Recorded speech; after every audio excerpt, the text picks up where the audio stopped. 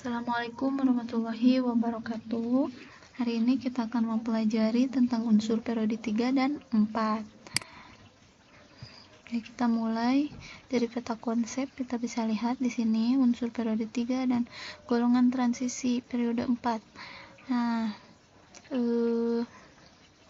periode 3 itu terdiri dari unsur-unsurnya ada natrium, magnesium, aluminium, silikon, fosfor, sulfur, klor, dan argon. Kemudian untuk golongan transisi periode 4 itu ini ya, bisa kalian lihat unsur-unsurnya. Kemudian kita akan mempelajari tentang sifat fisik dan kimianya, kemudian kelimpahan, proses pembuatan, dan manfaat dari unsur-unsur tersebut. Nah, untuk yang pertama, unsur periode ketiga. Nah, unsur periode ketiga ini terletak pada periode ketiga di sistem periodik, gitu ya. Yang mana unsur-unsur pada periode 3 ini memiliki jumlah kulit elektron terluarnya itu, jumlah kulit elektronnya itu sama, yaitu 3, gitu ya, kulitnya 3. Tuh, itu unsur-unsurnya ada natrium tadi ya, magnesium sampai argon. Oke, yang pertama kita bahas mengenai kelimpahannya. Kelimpahan unsur periode 3 di alam. Nah, unsur periode 3 ini di alam tidak ditemukan secara tunggal, gitu ya, tidak ditemukan dalam bentuk unsur tunggalnya, tapi dalam senyawa mineral. Ini contohnya untuk natrium, kelimpahannya di kulit bumi itu 2,7% massa, gitu ya. Jadi di bumi ditemukan sebanyak 2,7%. Untuk unsur-unsur lainnya kalian bisa lihat di sini ya, ada datanya. Nah, misalkan tadi kan tidak ditemukan dalam unsur tunggalnya, tetapi ditemukan dalam bentuk mineral, gitu ya, di alam ini. Untuk unsur periode 3, contohnya untuk natrium ditemukan dalam senyawa NaNO3. Kemudian untuk magnesium ini ya, dolomit, kemudian dalam bentuk magnesit, dan yang lainnya kalian bisa lihat. Kemudian unsur-unsur periode 3 ini memiliki sifat-sifat unsur. Apa saja sifatnya? Yang pertama, sifat fisis. Untuk unsur periode 3 kalian bisa lihat di sini ya, untuk nomor atom gitu, dari Na ke Ar mulai dari 11 sampai 18. Kemudian ini ada konfigurasi elektronnya, kalian bisa lihat, dan elektron valensi. Nah, ini ya, tadi di awal disebutkan bahwa unsur periode 3 ini memiliki jumlah kulit atom 3, gitu ya. Nah, ini semuanya kulit atomnya 3, gitu ya. Oke, jadi elektron valensi berada di kulit ke-3, kulit terluarnya kulit ketiga. Oke, ini jadi atom ya, dari Na ke Ar semakin turun, gitu ya, semakin kecil karena semakin banyak jumlah proton dan elektron, gitu ya, pada kulit atom akan semakin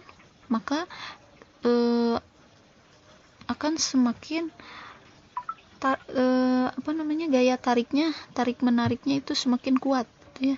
Jadi hal itu mengakibatkan kulit jari-jari atomnya itu akan semakin kecil, gitu, karena gaya tarik menarik yang besar, gitu ya, antara inti atom dengan elektron-elektron. Oke, untuk pengertian dari jari-jari atom, terus energi ionisasi, kemudian afinitas elektron ke elektronegatifan, itu kalian sudah pelajari di awalnya. Di sini bisa kalian lihat data-datanya, gitu ya. Di sini ada titik lele, titik didih, kemudian kerapatan, energi ionisasi, itu ya, dari Na ke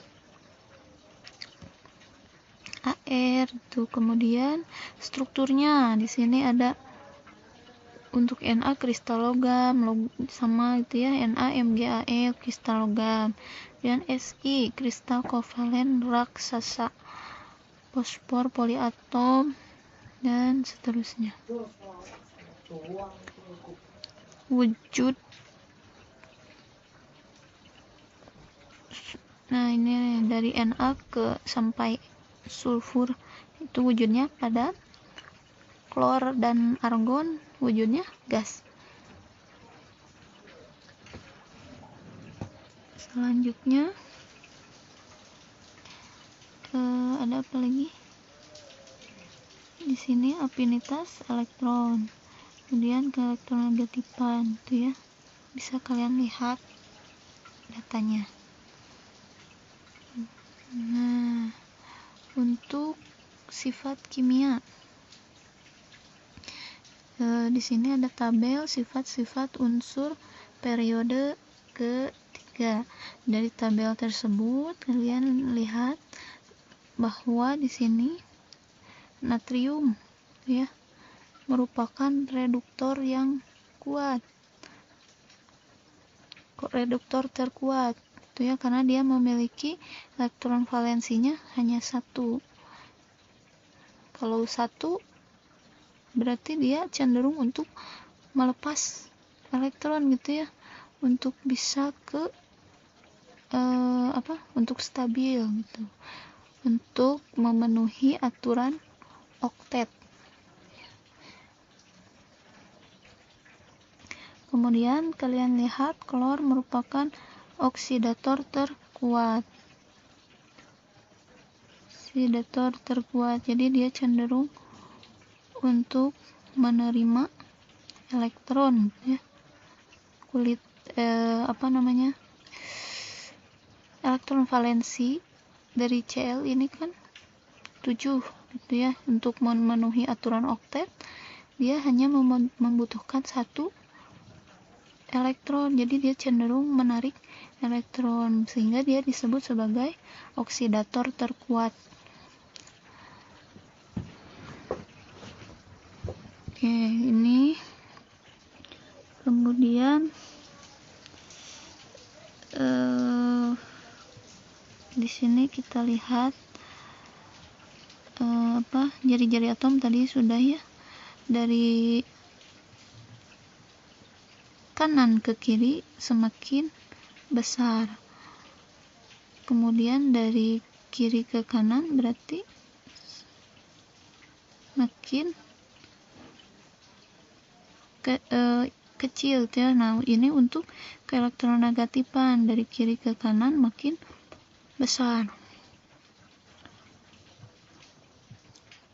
Kemudian di sini kalian bisa lihat unsur periode ketiga bisa membentuk hidroksida dalam bentuk KNA, NaOH gitu ya. Kemudian Mg OH 2 kali dan seterusnya. Nah, sifat hidroksida unsur-unsur periode ketiga ini tergantung pada energi ionisasinya. Kalian sudah pelajari ya energi ionisasi. Hal ini dapat dilihat dari jenis ikatannya. Jika ikatan antara unsur dengan OH ya, kan hidroksida berarti OH itu ya, hidroksida. Nah, jika ikatan antara unsur dengan OH itu bersifat ionik dan hidroksidanya bersifat basa, karena akan melepaskan ion OH-. Jadi kalau misalkan ikatan antara ion dengan OH-nya itu bersifat ionik, maka nanti dia bersifat basa gitu ya, oksidanya bersifat basa. Tuh, dalam air akan melepaskan ion OH-. Contohnya NaOH ya. Nah, ini yang bersifat basa. Kalau Al dalam bentuk hidroksida amfoter gitu ya. Nah, dari sini Si gitu ya, sampai Cl itu bersifat asam. Oke, yang lainnya bisa kalian lihat, ini ion ikatannya, yang lainnya ikatan kovalen. Untuk senyawa hidrogen, untuk yang hidroksida ini dari Na sampai Al ikatannya ion, yang lainnya kovalen. Bisa kalian lihat ya yang lainnya. Kemudian proses pembuatan unsur-unsur periode 3.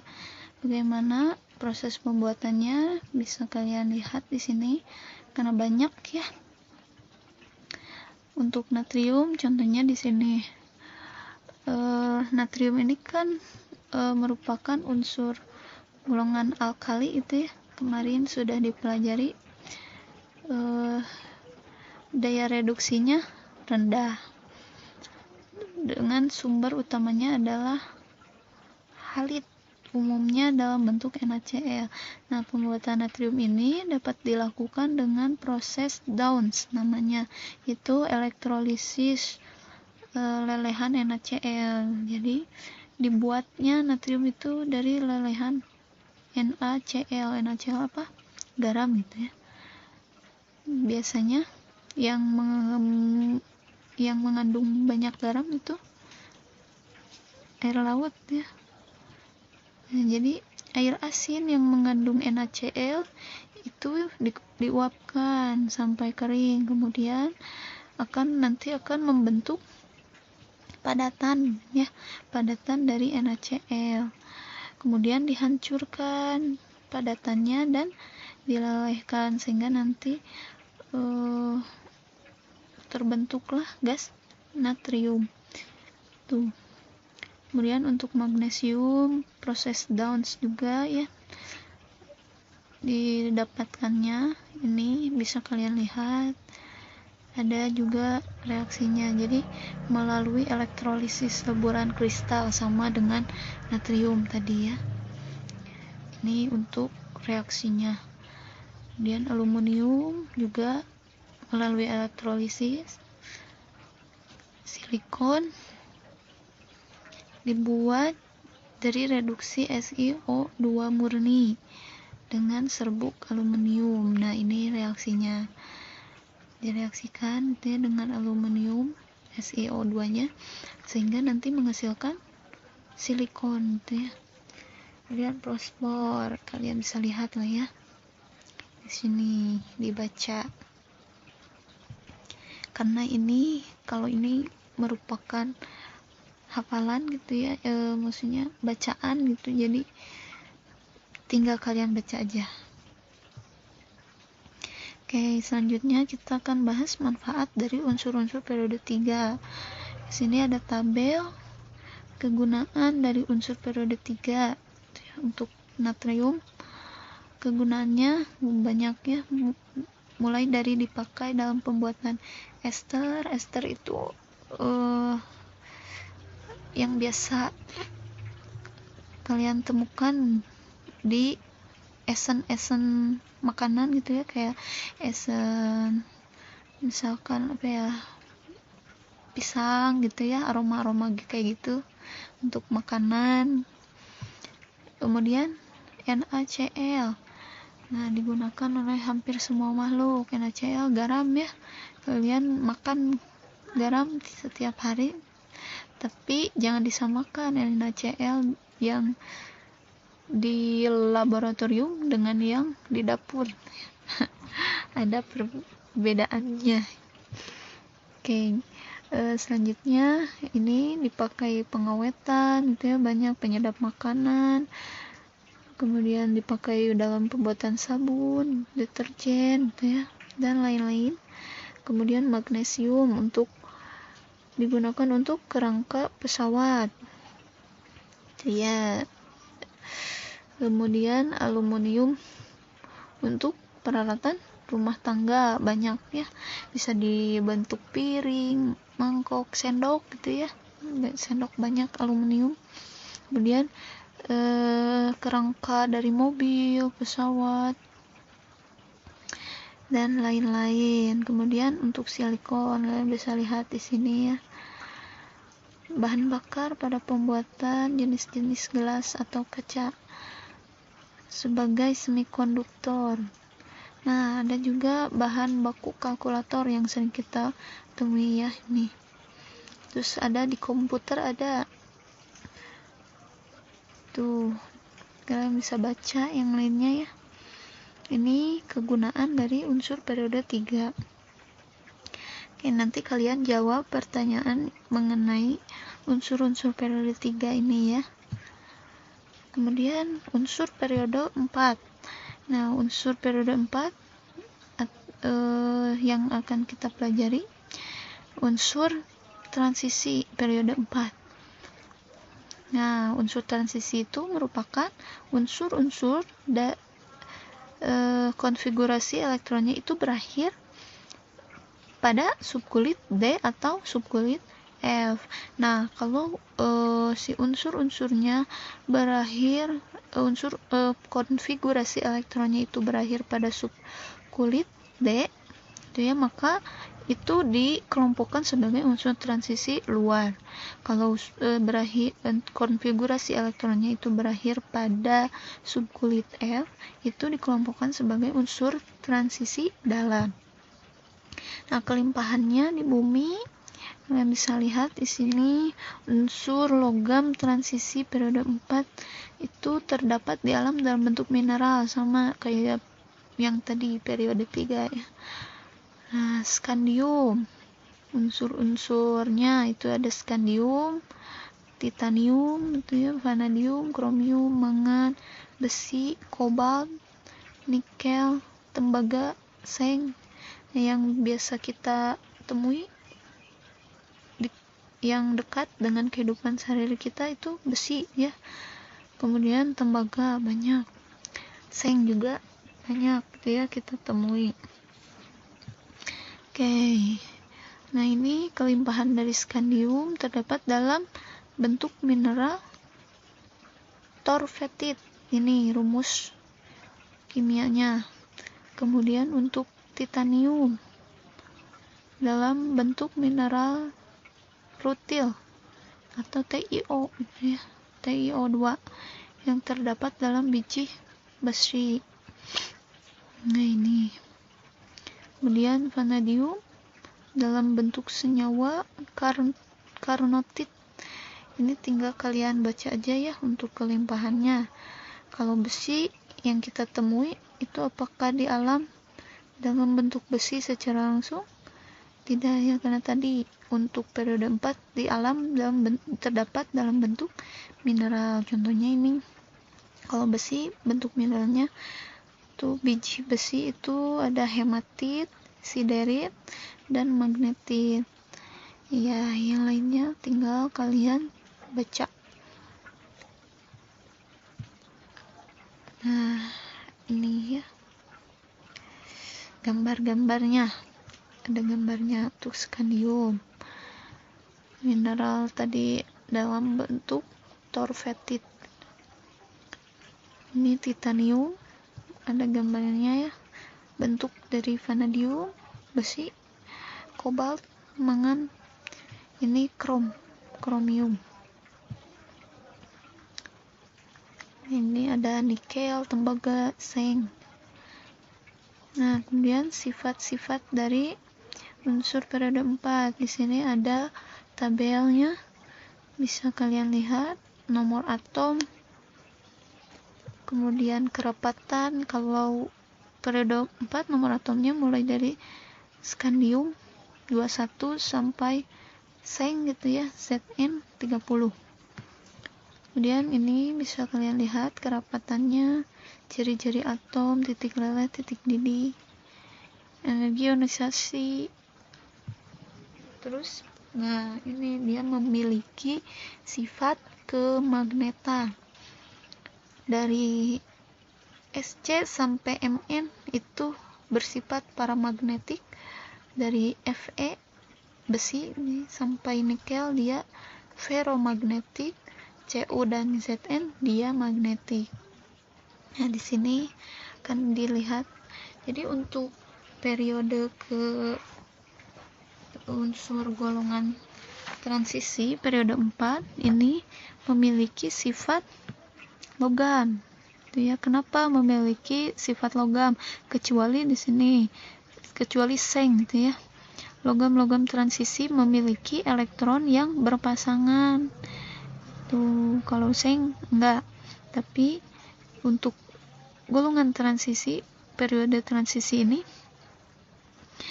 memiliki sifat logam. Itu karena memiliki elektron-elektron yang berpasangan. Jadi memungkinkan terjadinya ikatan logam. Gitu ya. Kemudian untuk titik leleh dan titik didih. Unsur-unsur transisi umumnya memiliki titik leleh dan titik didih yang tinggi karena ikatan antar atom logam pada unsur transisi itu lebih kuat. Jadi kalau misalkan suatu unsur berikatan logam, biasanya titik leleh dan titik didihnya tinggi karena ikatannya kuat ya. Ikatan logam itu sifatnya kuat. Seperti itu. Kemudian sifat magnetik. Jenis sifat magnetik ini ada 3 tadi yang disebut paramagnetik, ada yang diamagnetik dan ferromagnetik. Nah, kalau paramagnetik itu atom, molekul atau ionnya itu sedikit dapat ditarik oleh medan magnet karena ada elektron yang tidak berpasangan pada orbital D-nya.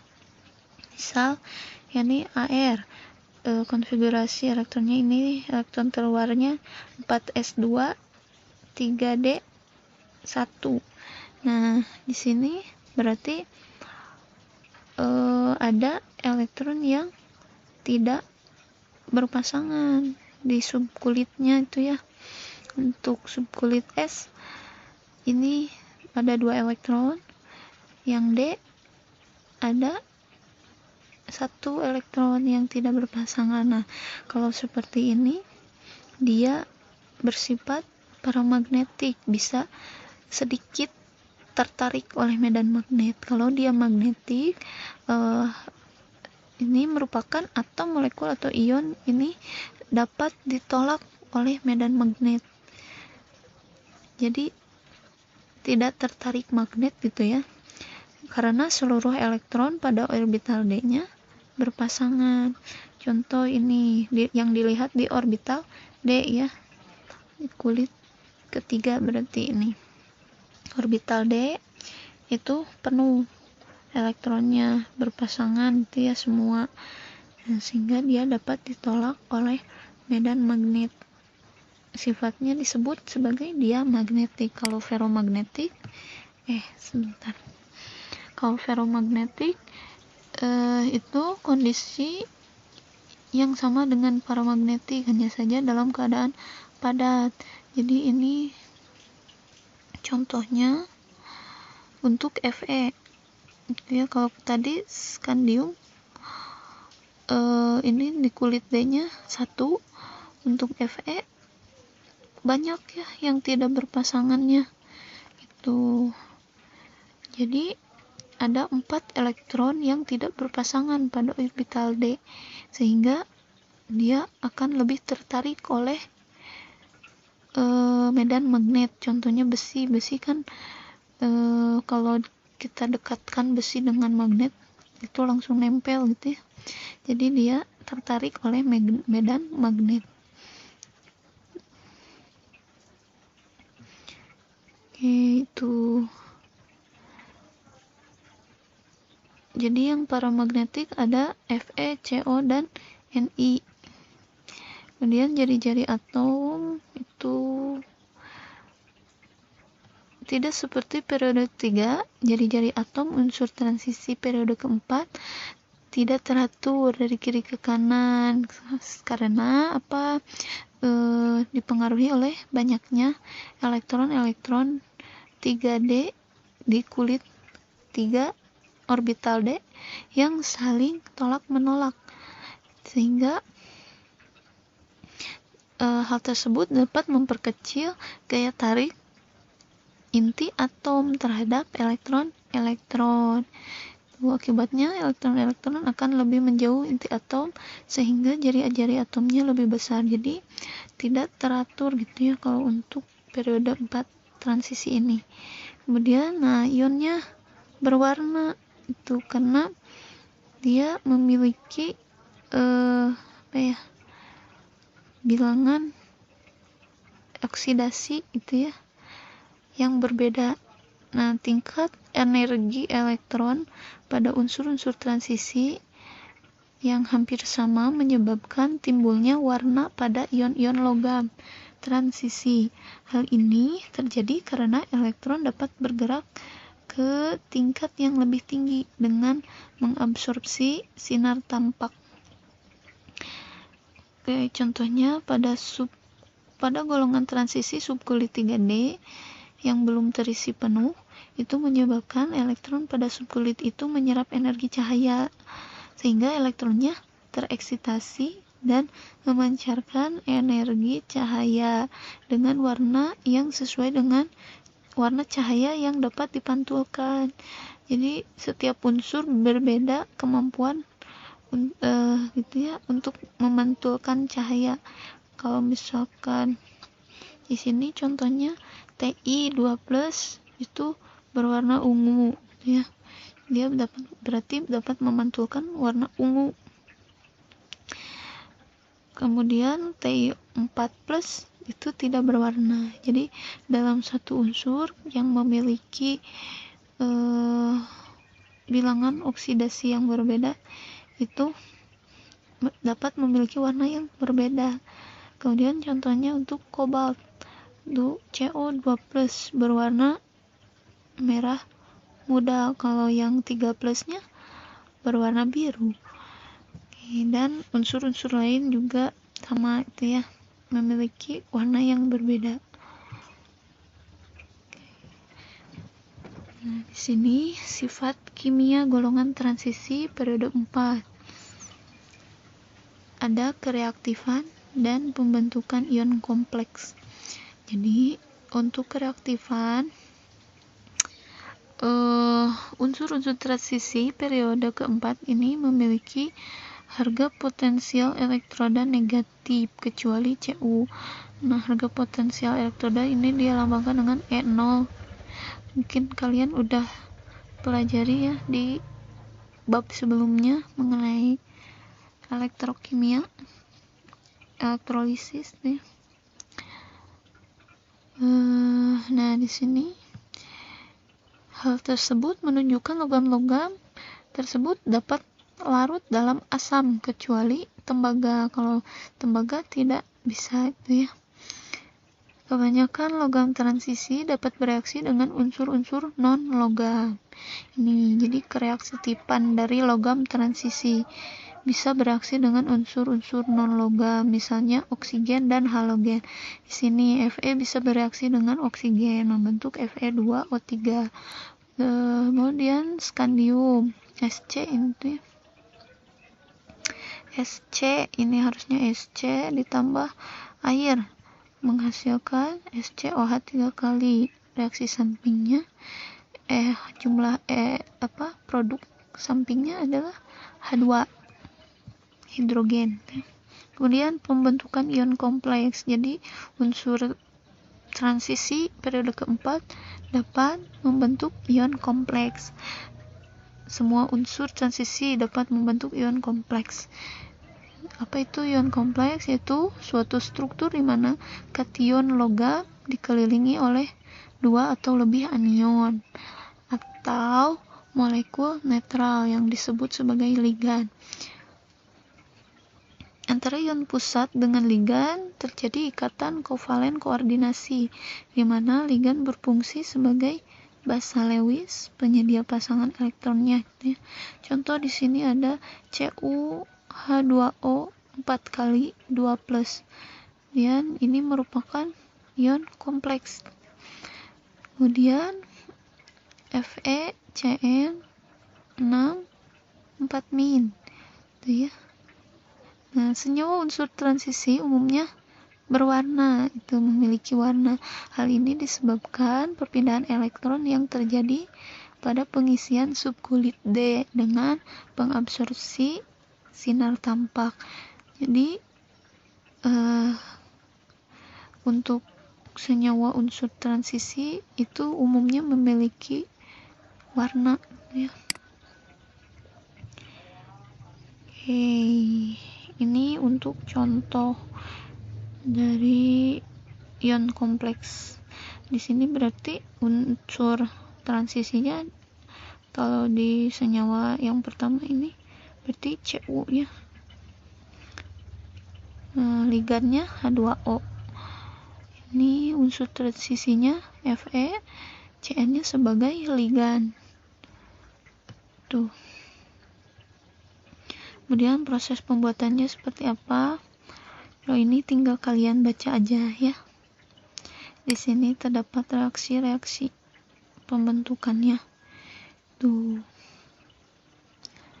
Nah, ini tembaga juga, ya, bisa dibuat dengan pengapuran, pemanggangan, reduksi, elektrolisit, ya.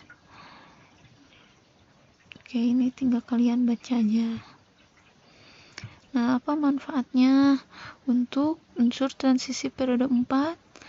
Ada skandium digunakan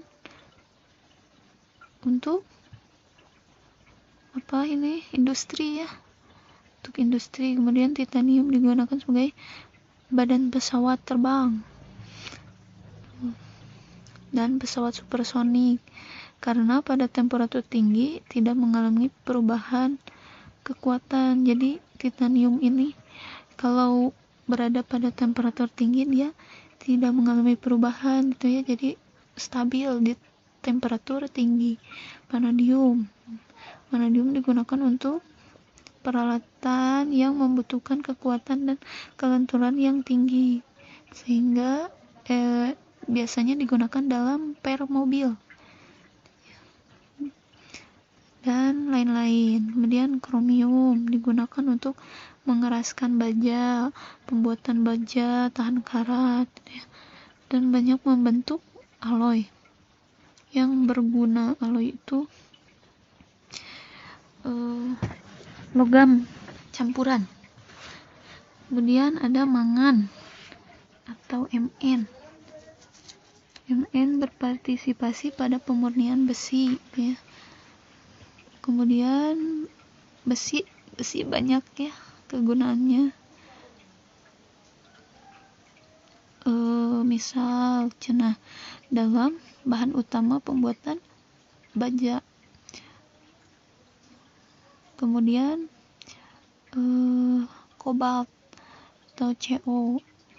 Kobalt yang dicampur dengan besi, nikel, dan logam lainnya untuk membuat alnico, alloy dengan kekuatan magnet luar biasa dengan berbagai keperluan. Kemudian nikel digunakan sebagai komponen pemanas listrik. Terus tembaga banyak digunakan sebagai bahan kabel jaringan listrik dengan sifatnya yang menghantarkan listrik. Karena Cu ini bersifat menghantarkan listrik sehingga banyak digunakan sebagai bahan kabel. Kemudian seng digunakan untuk melapisi besi dan baja untuk mencegah karat, ya. Zinc atau seng juga digunakan dalam alloy, misalnya brazo, tembaga dan zinc, gitu, ya. Brazo itu campuran tembaga dan zinc. Tuh, dan kegunaan-kegunaan lain, gitu, ya, yang biasa kita temui di kehidupan sehari-hari seperti itu.